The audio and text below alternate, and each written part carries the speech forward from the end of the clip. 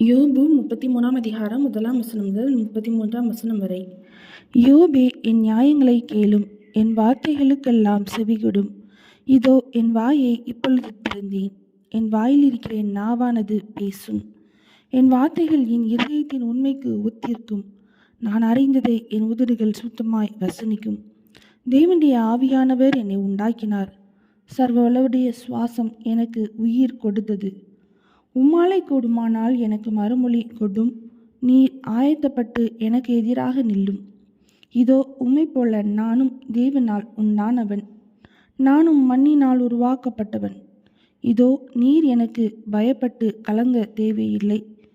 என் கை உம்மேல் பாரமாய் இருக்க மாட்டாது.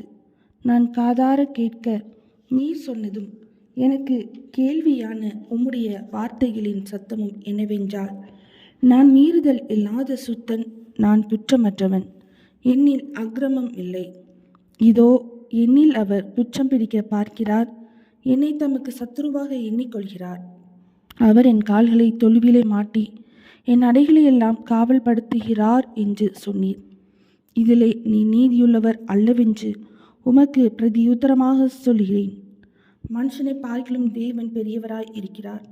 அவர் தம்முடைய செயல்கள் எல்லாவற்றையும் குறித்து காரணம் சொல்லவில்லை என்று நீர் அவரோட ஏன் வழக்காடுகிறீர்? தேவன் ஒரு விசை சொல்லியிருக்கிற காரியத்தை இரண்டாம் விசை பார்த்து திருத்துகிறவர் அல்லவே.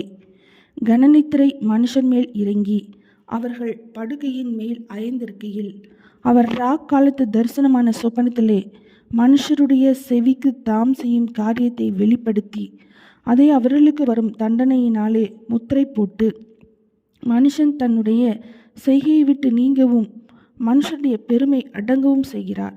இவ்விதமாய் அவன் ஆத்மாவை படுகொலிக்கும், அவன் ஜீவனை பட்டய வெட்டுக்கும் தப்புவிக்கிறார். அவன் தன் படுக்கையிலே வாதையினாலும் தன் சகல எலும்புகளிலும் அகோரமான நோவியினாலும் தண்டிக்கப்படுகிறான். அவன் ஜீவன் அப்பத்தையும் அவன் ஆத்மா ருசிகரமான போஜனத்தையும் அரோசிக்கும். அவன் மாம்சம் காணப்படாதபடிக்கு அழிந்து மூடப்பட்டிருந்த அவன் எலும்புகள் வெளிப்படுகிறது. அவன் ஆத்மா பாதாளத்துக்கும் அவன் பிராணன் சாவுக்கும் சமீபிக்கிறது. 1000 ஒருவராகிய சாமாசி பண்ணுகிற தூதனானவர் மனுஷனுக்கு தம்முடைய நிதானத்தை அறிவிக்கும்படிக்கு அவனுக்கு அனுசாரியாய் இருந்தாரே ஆகில், அவர் அவனுக்கு இறங்கி அவன் படுகொலியில் இறங்காதபடிக்கு நீர் அவனை ரட்சியும், மீட்கும் பொருளை நான் கண்டுபிடித்தேன் என்பார்.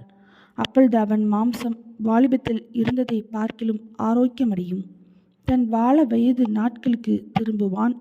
அவன் தேவனை நோக்கி விண்ணப்பம் பண்ணும்போது அவன் அவருடைய சமூகத்தை கம்பீரத்தோடு பார்க்கும்படி அவர் அவன் மேல் பிரியமாகி அந்த மனுஷனுக்கு அவனுடைய நீதியின் பலனை கொடுப்பார். அவன் மனுஷரை நோக்கி பார்த்து, நான் பாவம் செய்து செம்மையானதை புரட்டினேன், அது எனக்கு பிரயோஜனமாய் இருக்கவில்லை. என் ஆத்துமா படுகொலியில் இறங்காதபடி அவர் அதை ரட்சிப்பார். ஆகையால் என் பிராணன் வெளிச்சத்தை காணும் என்று சொல்லுவான். இதோ தேவன் மனுஷனுடைய ஆத்துமாவை படுகொலிக்கு விலகுகிறதற்கும் அவனை ஜீவனுள்ளோரின் வெளிச்சத்தினாலே பிரகாசிப்பிக்கிறதற்கும் அவர் இவைகளையெல்லாம் அவனிடத்தில் பலமுறை நடப்பிக்கிறார். யோபே, நீர் கவனித்து என் சொல்லை கேளும். நான் பேசப் போகிறேன், நீர் மௌனமாயிரும். சொல்லத்தக்க நியாயங்கள் இருந்ததேயானால் எனக்கு மறு உத்தரவு கொடும். நீர் பேசும் உம்மை நீதிமானாக தீர்க்க எனக்கு ஆசையுண்டு. ஒன்றும் இல்லாதிருந்ததேயாகில் நீர் என் சொல்லை கேளும், மௌனமாயிரும். நான் உமக்கு ஞானத்தை உபதேசித்தேன் என்றான். யோபு 33ஆம் அதிகாரம் முடிந்தது.